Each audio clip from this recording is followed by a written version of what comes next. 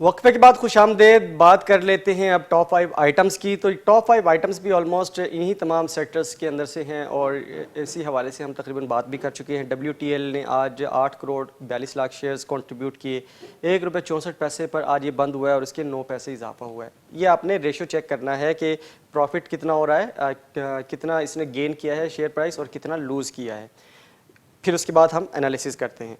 बाइको ने आज 55 पैसे गेन किए हैं, 7 करोड़ 4 लाख शेयर्स का कारोबार हुआ और ₹10.42 पर बंद हुआ है। इसी तरीके से MDTL ने आज 5 करोड़ 54 लाख शेयर्स कंट्रीब्यूट किए, ₹4.07 पर बंद हुआ, 31 पैसे इजाफा हुआ है। TRG पाकिस्तान 3 करोड़ 31 लाख शेयर्स इसने आज कंट्रीब्यूट किए, ₹138.24 पर बंद हुआ, ₹8.35 लूज़ किए। और DCL ने आज 2 करोड़ 79 लाख शेयर्स कंट्रीब्यूट किए, ₹13.69 पर बंद हुआ है, 10 पैसे इसने आज विन किए हैं। तो आप इस चीज़ से अंदाज़ा लगाइए, 10 पैसे का इजाफा, 31 पैसे का इजाफा, 55 पैसे की कमी, 9 पैसे की कमी, तो 9 पैसे का इजाफा। तो ये आपको खुद इस चीज़ को अंडरस्टैंड करना पड़ेगा। हम यहाँ पर आपको एजुकेट कर रहे हैं और बारहा आपको इस हवाले से हम कहते चले आ रहे हैं कि आपकी यहाँ पर जो इन्वेस्टमेंट है वो सिर्फ और सिर्फ बाउंड हो चुकी है, क्योंकि इतना ज़्यादा जब आप परचेजिंग करते हैं तो आपके लिए आपकी अब इन्वेस्टमेंट को निकालेंगे कैसे अब आप यहाँ पर से। मतलब आपने वंस यू परचेज्ड, आपने 10 लाख शेयर्स ले लिए, लेट्स सपोज WTL के आपने 10 लाख शेयर्स ले लिए, आपसे 3 पैसे के हिसाब से ब्रोकर ने आपसे प्रॉफिट ले लिया, अपनी कमीशन ले लिए, लेकिन आपको क्या मिल रहा है यहाँ पे, आपको 9 पैसे का इजाफा हो रहा है, 9 पैसे की 8 पैसे की कमी हो रही है, तो आपको बिल्कुल भी फायदा नहीं हो रहा है इसके अंदर। इसलिए थोड़ा सा इस चीज़ को अंडरस्टैंड कीजिए, आपने थोड़ा सा इस चीज़ को पढ़ना है, देखना है कि आपकी जो शेयर प्राइस की वैल्यू क्या है, आपके फंडामेंटल्स क्या कहते हैं, आपके टेक्निकल्स क्या कहते हैं।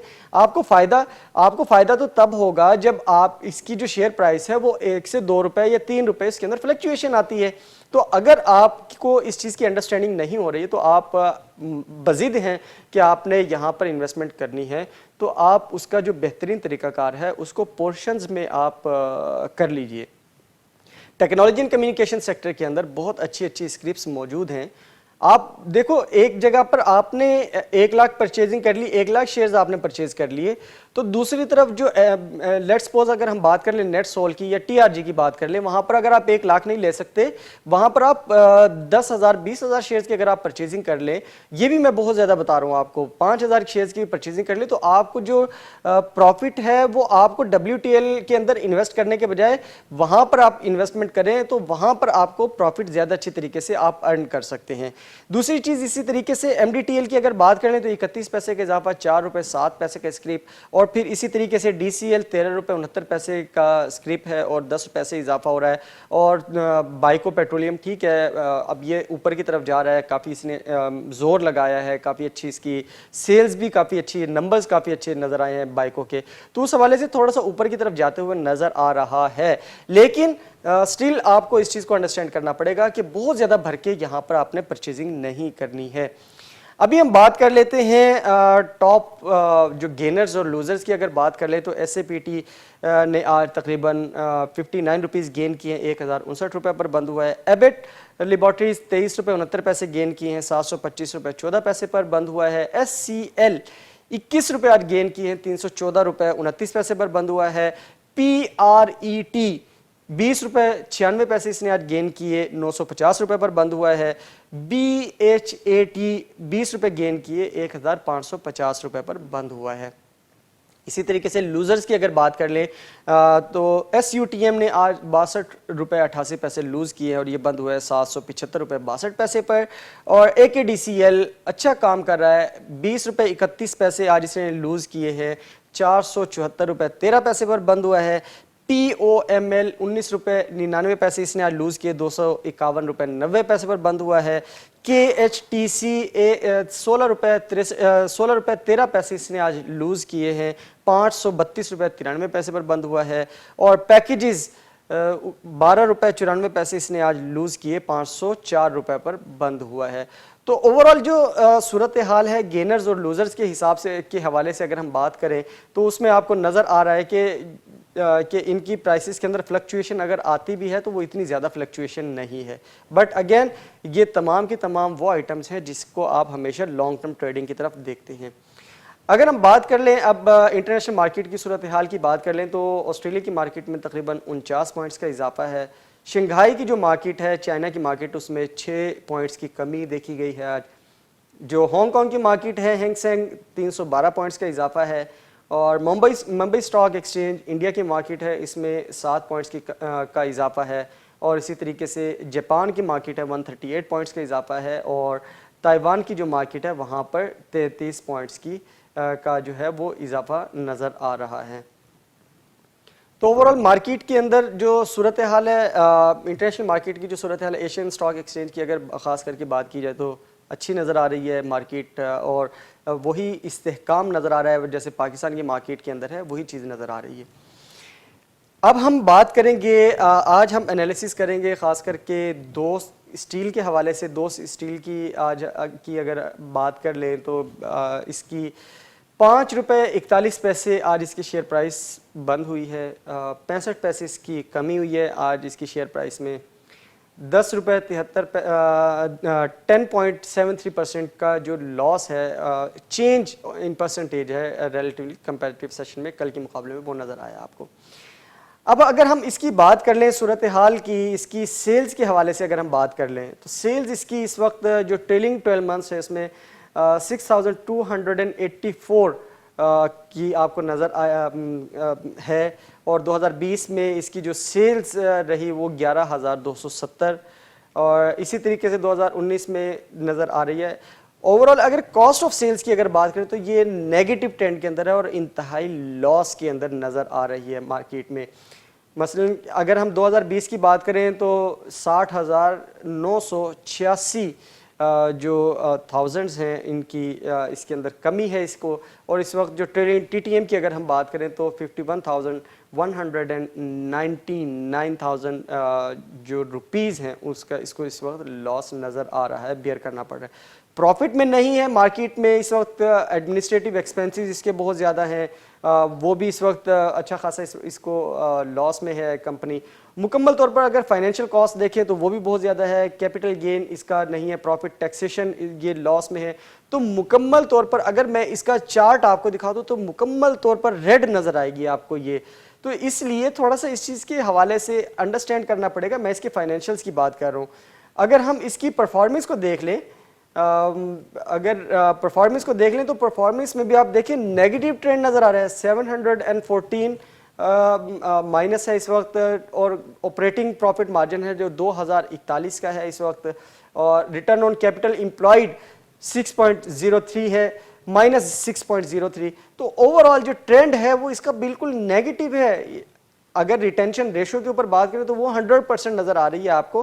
बट वैल्यूएशन है, सेल्स जो है वो इसकी नेगेटिव में है। मुकम्मल तौर पर इसकी परफॉर्मेंस जो है वो, कैपिटल स्ट्रक्चर जो है वो इसका नेगेटिव है, नेगेटिव ट्रेंड के अंदर नज़र आ रहा है। लिक्विडिटी जो है वो इसकी नेगेटिव ट्रेंड के अंदर है। वर्किंग कैपिटल इसका नेगेटिव है। और एफिशिएंसी जो है इसकी अगर देखें तो वो समहाउ आप कह सकते हैं ये भी, अगर वर्किंग डे कैपिटल्स के ऊपर बात करें तो ये भी नेगेटिव के अंदर नज़र आ रही है।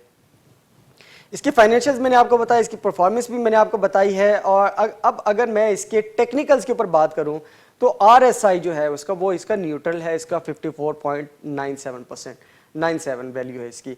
और STOCH जो है वो 9/6 वो 19.17 है। ये ओवरसोल्ड है, मतलब कि चीज़ नज़र आ रही है कि डिफ़ॉल्ट में है बट ओवरसोल्ड नज़र आ रही है चीज़ें। और अगर इसका MACD देखें तो 12, 26 और 9 इसका देखें तो 0.41 बुलिश ट्रेंड के अंदर नज़र आ रहा है, ग्रीन ट्रेंड नज़र आ रहा है। CCI 14 जो है इसका न्यूट्रल इस वक्त नज़र आ रहा है 20.34। तो ये चीज़ें थोड़ा सा अंडरस्टैंड करनी पड़ेंगी। ATR जो है इसका 14 वो इसका 0.15 नज़र आ रहा है। इसकी वैल्यूज़ को आपको अंडरस्टैंड करना पड़ेगा। अगर इसकी हम मूविंग एवरेजेस की बात करें, ये हमने टेक्निकल इंडिकेटर्स बताए आपको। अगर इसकी मूविंग एवरेज की बात करें तो वो MA5 जो है वो 6.1 इसका सिंपल है और एक्सपोनेंशियल जो है वो इसका 5.8 है। MA10 जो है इसका 5.6 और 5.6 की रेशो है इसकी। MA 20 की अगर बात करें तो 4.9 और 5.2 है इसका। MA 50 4.7 और 4.8 है एक्सपोनेंशियल के साथ। देन अगर MA 100 की अगर बात करें तो 4.5 सिंपल है और एक्सपोनेंशियल में 4.6 है। 4.2 MA 200 और इसी तरीके से इसका जो एक्सपोनेंशियल है इसका 4.4 है। इसमें अगर हम देखें तो अनाउंसमेंट्स भी कोई ख़ास नहीं है, न्यूज़ भी कोई ख़ास नहीं है। इनसाइडर जो नज़र आए तो आपको इसकी जो बोर्ड मीटिंग है उसके हवाले से कोई इस वक्त हमें आना था, इसकी जो बोर्ड मीटिंग के हवाले से कोई ख़ास चीज़ नज़र नहीं आई है। 22 तारीख को मीटिंग थी, कोई इसके अंदर नज़र नहीं आई है। हो सकता था कि जैसे हमने कहा था कि हो सकता है ये आने वाले दिनों में अपने आप की इम्प्रूवमेंट के ऊपर कोई काम करे, लेकिन वहाँ पर भी कोई ख़ास चीज़ नज़र नहीं आई है। ओवरऑल मार्केट के अंदर जो इसका जो ट्रेंड है तो SECP को जो रेगुलेटरी अथॉरिटीज़ है वहाँ पर इनको देखना पड़ेगा।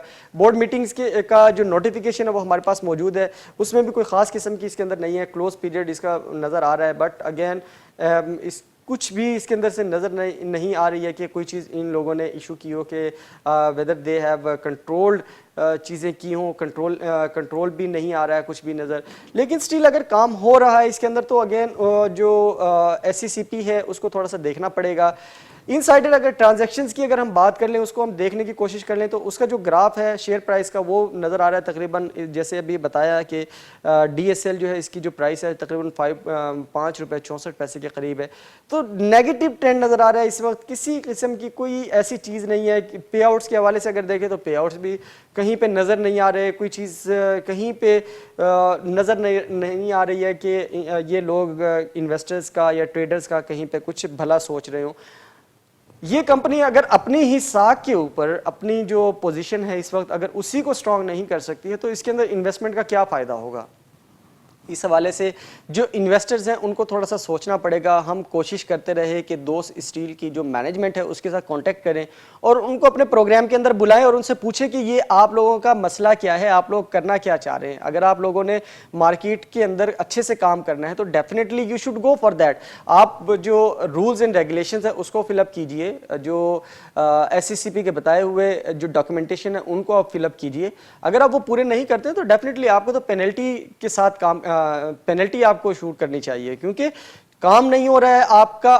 आप लोगों से सिर्फ और सिर्फ इन्वेस्टमेंट लेके आप अपना काम, वो भी आपका ठीक नहीं हो रहा है। लोगों की इन्वेस्टमेंट तो आपके पास आ रही है कि चले इन्वेस्टमेंट आ रही है आपके पास, लोग ट्रेडिंग के अंदर आप पैसा डाल रहे हैं, लोग आपके शेयर्स के अंदर आप पैसा डाल रहे हैं, परचेजिंग कर रहे हैं। आप उस पैसे के साथ क्या कर रहे हैं, तो SECP को थोड़ा सा देखना पड़ेगा। प्लीज जो पाकिस्तान स्टॉक एक्सचेंज है उसको थोड़ा सा इस हवाले से मॉनिटर करना पड़ेगा। इनकी मैनेजमेंट को इनकी जो एक्टिविटीज है उनको मॉनिटर करना पड़ेगा कि व्हाट दे आर डूइंग, और जो इन्वेस्टमेंट है उसके साथ ये लोग क्या कर रहे हैं। वेदर ये किसी किस्म का कोई नेगेटिव इसके अंदर इंपैक्ट तो नहीं आ रहा फिलहाल। अभी वी आर स्टिल मतलब ये पिछले तकरीबन 1 हफ्ते से चल रही है इसके अंदर ट्रेडिंग, तो अभी हम थोड़ा सा मजीद इसके ऊपर देख रहे हैं कि कोशिश करें कि मैनेजमेंट के साथ कांटेक्ट करने की, मैनेजमेंट आए यहाँ पर आके इस प्रोग्राम के तवज्जुह से अपना प्लेटफॉर्म हाजिर है, बात करें आके, अपना जो व्यू पॉइंट है वो दे आकर कि हम उनके साथ हमारा जो इस वक्त आवाम के लिए ये प्लेटफॉर्म मौजूद है और अगर वो चाहें तो आकर बात कर सकते हैं। वो प्रोग्राम देखते हैं, अगर वो चाहें तो आकर के इस हवाले से बात कर सकते हैं और अपनी अगर कोई मसला है तो आकर के बयान करें।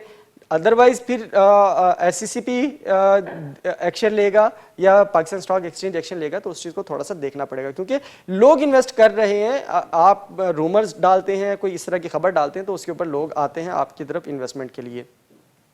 बहरहाल प्रोग्राम का जो सेगमेंट है, प्रोग्राम का जो वक्त है वो ख़त्म हो रहा है। हम उम्मीद करते हैं कि जो SECP है वो इस हवाले से देखेगा, पाकिस्तान स्टॉक एक्सचेंज भी इस हवाले से देखेगा। जो डिफ़ॉल्ट कंपनीज़ हैं, हम इंशाल्लाह कोशिश करेंगे कि आने वाले दिनों में इसी तरीके से जो डिफ़ॉल्ट लिस्ट के अंदर जो कंपनीज़ हैं उनके ऊपर एक एक प्रोग्राम करते चले जाएँ और इसकी मुकम्मल तौर पर जो अवेयरनेस है वो आवाम को दें कि इस तरह के स्क्रिप्ट्स के अंदर काम करने से बचें, क्योंकि आपकी इन्वेस्टमेंट इज़ एट रिस्क। जैसे मैंने प्रोग्राम के आगाज़ में कहा कि अगर आप रास्ते में जा रहे हो और आपको पता हो कि गड़ा है तो आप उसी रास्ते से तो नहीं जाएंगे ना, आप रास्ता तब्दील करेंगे, रास्ते जो डाइवर्जन है उसको आप लेंगे। ये तो नहीं होगा ना कि आप उसी रास्ते के ऊपर चलें जहाँ पर गड़ा है, तो आप गिर जाएंगे और आपको थोड़ा सा इस चीज़ के अंदर एहतियात करनी पड़ेगी।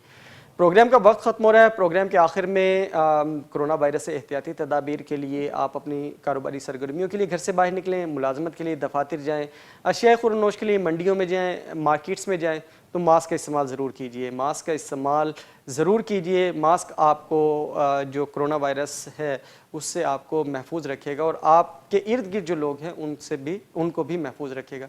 आप महफूज तो मुआशरा महफूज। इस पैगाम के साथ मुझे दीजिए इजाज़त। इंशाल्लाह आपसे मुलाकात होगी कल। अल्लाह हाफ़िज़।